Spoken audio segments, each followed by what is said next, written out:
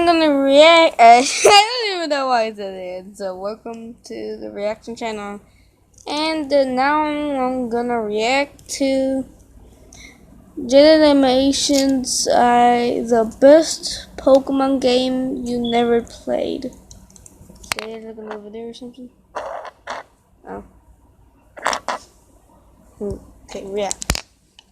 I just played one of the best Pokemon games ever, and I'm here to tell you all about it. I'm a huge Pokemon fan. Ruby was one of the first video games I remember owning, and I've decided to devote the rest of my life and soul to the franchise. And by that, I mean I'll play the new games when they come out. Do I have to like them? No. Frankly, I think the past few recent ones have been kinda garbage. But that won't stop me from getting my hopes up thinking the next game will be different, even though deep down, we all know it won't be. But Pokemon does have a few side games you might have heard of, like Pokemon Mystery Dungeon, or Pokemon Stadium, or that weird geometric one. But there's one franchise that I feel like doesn't get talked about nearly as much as it deserves, and that's Pokemon Ranger. I had the original Pokemon Ranger game as a kid, and I remember two things about it. I liked it, and circles. Yeah. Lots of circles. A bunch of The circles. flashbacks are beginning. When I remembered Pokemon Ranger existed, I decided to look it up and see if it was worth possibly making a video on, and that's when I realized there were actually 3 Pokemon Ranger games. Pokemon Ranger Shadows of Almia, and Pokemon Ranger Guardian Signs. Bit of a Pokemon Ranger mouthful, but I digress. I was looking at some forums of people discussing which one they thought was the best, and the Shadows of Almia one seemed to be high on a lot of people's lists. So I bought the game. Now sit down and get comfy because I just played this game for the first time, and I'm here to tell you about why it's the best game ever. The game starts off with your character taking the entrance exam to a Pokemon Ranger school, and it only took me 2 attempts to draw 5 consecutive circles around this barely moving Pikachu. You're dang right that's impressive. I guess that's all it takes, because now I'm officially a member of this secret army for this inscrutable team school plotting to rule the world. Oh, he's just kidding. Yeah, it's a normal school. I'm introduced to my class, and for some reason they've been, like, starved for new human contact or something, because they're bombarding the teacher with questions. Are they a boy or a girl? Which is it? Is she cute? So I'm introducing myself, and apparently the teacher catches this Keith kid looking at me with a big grin.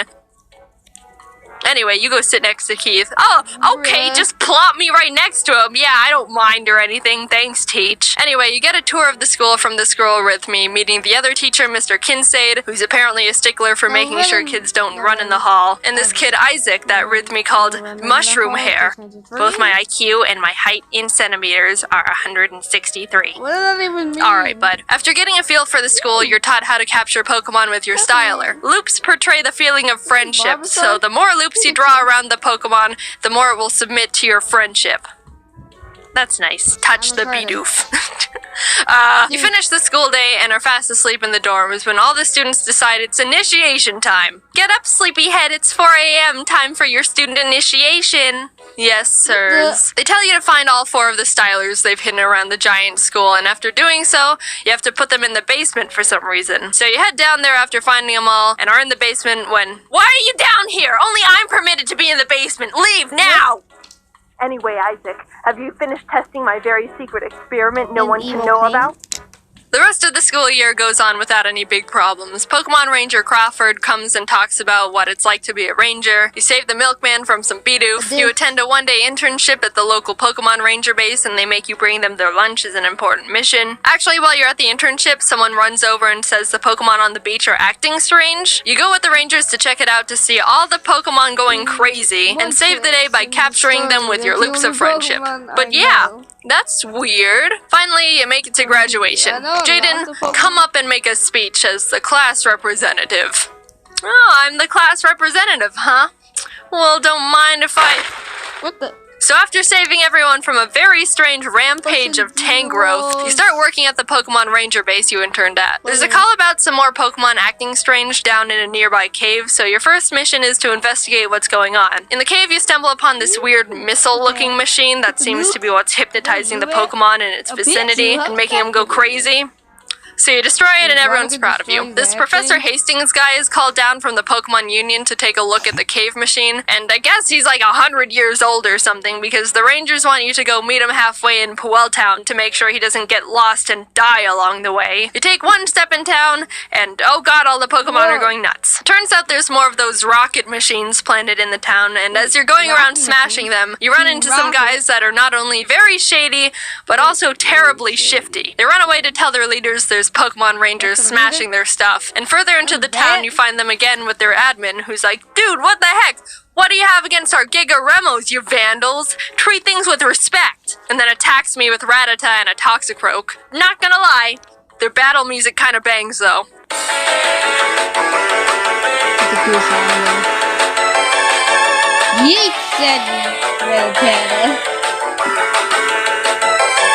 Turns out they're part of this gang called Team Dim Sun, and after capturing their Pokemon with friendship loops, they decide to retreat. We're able to find Professor Hastings and bring him back to the base to analyze what we now know are Giga Remo machines. He finds a tiny black crystal in the center that seems to be the thing that allows Team Dim Sun to control the Pokemon. The base considers this a problem, which is reasonable. And now the Pokemon Union starts getting involved, which is like the big head honcho of Pokemon Ranger bases where all the Ranger prodigies are. The story continues as the Union tries to uncover more about what Dim Sun is up to, and you keep interrupting their plans. You catch them trying to drill a tunnel in the side of a mountain. You catch them having a secret base and cargo ship in the middle of a volcano, which Mr. Kincaid has found to be part of Dim Sun. Big surprise, didn't see that one coming. You haven't been running in the ship's hallways, have you? You catch them mining hundreds of dark crystal shards in an abandoned mine. That one was a bit of a problem because apparently there was the mother of all shadow crystals there, powerful enough to power this incredible machine they're in the middle of developing that they plan on using to control all the Pokemon within a 500-mile radius they got their grubby hands on and helicoptered away to their headquarters.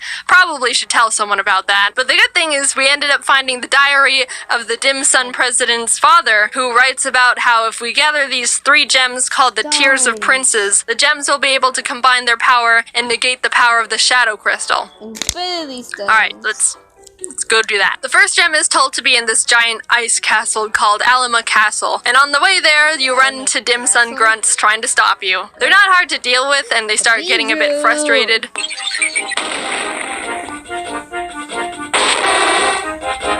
I want to pay you with a snowball. Hard. You make it to the castle after swimming through a bunch of ocean boulders and whirlpools that totally didn't slow me down at all, and end up at the castle where Dim Sun is already running around in trying to get the gem first. These guys are blocked from going any further because this giant chunk of ice is in front of the door, and the grunts are like, man, that's a big hunk of ice. If we made snow cones out of it, we'd be able to feed like 403 people. And then they see me standing there and are all, hey, that outfit! What are they called again? Pokemon Ranger?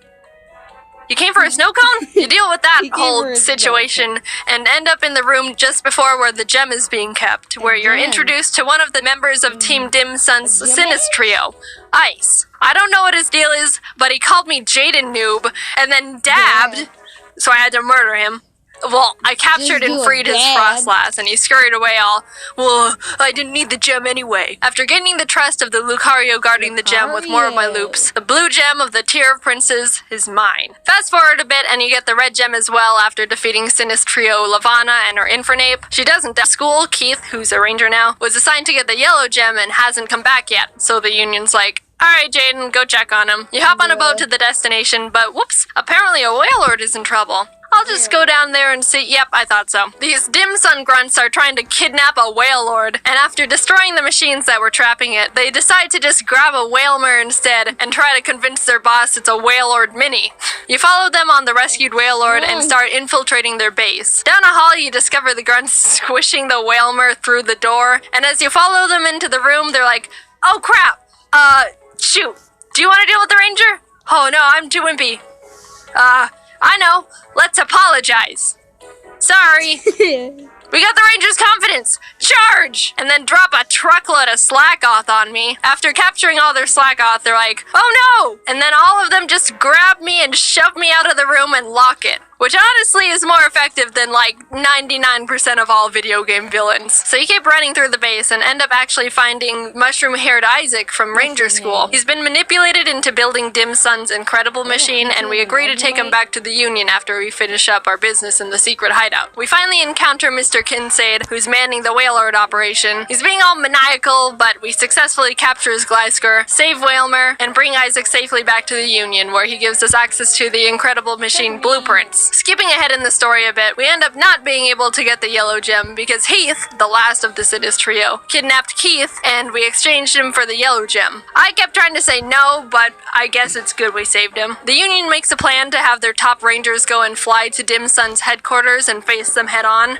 Jaden, you can just sit in the corner and do nothing. But right as they leave to do that, the Sinis trio busts through the Union walls and are like, ha ha ha, we'll be taking this, and steal back Isaac because they need him to complete the Incredible machine by midnight so they can activate the Shadow Crystal. Isaac complied because they threatened to kill his sister or something. So new plan, now I have to get Isaac back and basically destroy the machines that were protecting their building / Incredible machine because, oops, I didn't mention this before, but they turned their entire building headquarters into the Incredible machine. What? We basically just waltzed right through the front doors of the headquarters. Heh, that'll stop people from entering. What? How did you get in here? And battle our way up to Isaac, who's like, you're a bit too late. I totally just completed the entire machine and they're about to use it to hypnotize all the Pokemon in the region in like 5 minutes. 5 minutes. Well, at least your sister's not dead. So you run to the top, defeating the Sinis trio every floor of the way, and grab the last Tears of Prince's gem. And you get to the top where you meet the Dim Sun president, Blake Hall, for the first time, and he's like, you're too late. It's time for darkness. Get her, Dusknoir. And then I capture it immediately. And he's like, just kidding. Get her, Darkrai! And then Darkrai just starts dipping me into darkness, and Keith has to come save me on his Staraptor. So Darkrai's like, well, then I'm gonna just dip these guys into the darkness, and throws Blake and his assistant into the void. Haha, but I decide to capture and free Darkrai anyway with the help of the Tears of Princes, and save the day. Yay, woohoo! I'm a hero! Time to take a nap. Now, Pokemon Ranger is a big game. It took me about 24 full hours to get through the game, so I had to leave out a lot, and I mean a lot, of other points in the story. There's even a bunch of side quests that are actually pretty entertaining and funny you can complete that help power up your styler. There's one where this guy says he researches smells and wants me to bring him the stench of a muck. So you do it, and he's like, yes, and puts it in a jar. Then later on in the game, he pops up again, and this time asks for a Weezing and a Skuntank, to which he's like, yes, and puts them in jars. Then he's like, thanks, dude, and you never see him again. The dialogue is absolutely amazing. This game has probably the best writing out of any Pokemon game I know of. Team Dim Sun is obviously the star of the show, and whenever they come on screen, you know they're gonna have something funny to say. At one point, while I was trying to get into their secret base in the volcano, I captured the Pokemon they were controlling, and they're like, time to make our escape, and set off dynamite, which exploded a giant boulder and blocked the entrance to the base, which they're like, shoot! We were supposed to detonate it after we go in! So they had to wait for me to go get a Pokemon that can destroy the rock. And they're like, thanks, Ranger. We'll be grateful for this for about a second. And they run through the door. So you follow them, and they come back like, hey, we forgot about you helping us. Take this! And drop a bunch of Numel on me. Also, all of the music that plays when they're around is awesome. I was jamming out whenever I was running around their base. It's a bummer this game isn't super popular. I know it's got a small cult following, but it definitely deserves to be more well-known, and I really consider it one of the top Pokemon games out there, just on writing alone. It's not a hard game, but I mean, Pokemon isn't meant to be a difficult game series anymore. I can see some people getting a bit tired of the capture system since it doesn't change much throughout the game, but honestly, again, I think the story and dialogue far make up for the semi-repetitive capture and battle system. Now, I know I kind of just talked about the entire plot, but if you're curious about playing it yourself, there's so much I left out, and there's still a lot to discover about the game, so I highly recommend it. I'm being honest when I say I didn't even cover a third of what happens in the game, and there were a lot of funny moments I really wanted to talk about that I just didn't have room for in the script. I'm just trying to convince you to play the game yourself at this point, because I think it's just that funny of a game. But I'll stop. But here's all my stats after completing the game. It took me about 24 hours hours to complete it. I captured 734 Pokemon and ran away from 106. I think that's a pretty good ratio. And look, I drew a total of 9,077 loops. With that amount of practice, I bet I'm a master at drawing circles now. Thanks for watching the video on me drawing circles for 20 hours. Huge thanks. Well, peace.